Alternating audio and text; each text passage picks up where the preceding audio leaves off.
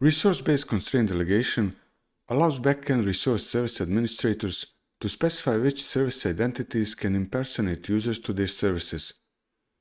It also enables services to be configured to use constraint delegation to authenticate to servers in other domains or forests. It was created for cross-domain delegation as a more secure alternative to unconstrained delegation. Unlike in unconstrained and standard constraint delegation, where we enable delegation on the mid-tier service, resource-based constraint delegation is enabled at the backend service through PowerShell. Protocol transition is always enabled and cannot be disabled.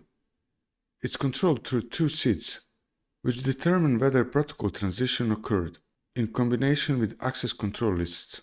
The backend resource service basically decides which front-end services are allowed to forward end-user credentials.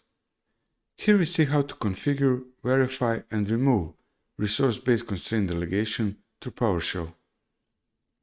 Once configured, we can see the security descriptor under Allowed to act on behalf of other identity attribute in the backend service accounts properties, in Active Directory users and computers, or in etcedit. The attribute cannot be edited in the GUI. There are security concerns around resource-based constraint delegation. Unlike constraint delegation, which requires domain admin privileges to be configured, resource-based constraint delegation requires only write permissions over the service account. For a service account to impersonate a user at the backend resource through service for user to proxy extension in constraint delegation, it must use a forwardable service ticket on behalf of a user. This can be achieved by configuring trusted to auth for delegation in the account's user account control attribute. It seems that resource-based constraint delegation doesn't insist on forwardable flag to be set in the service tickets.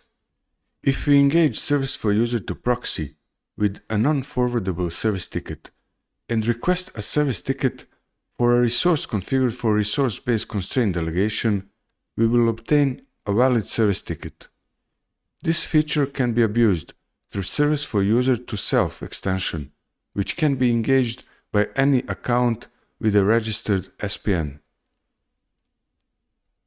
Service for user to proxy extension will fail if it's engaged using a non-forwardable ticket when the impersonated account is marked as sensitive for delegation. We should identify and evaluate the accounts configured for resource-based constraint delegation.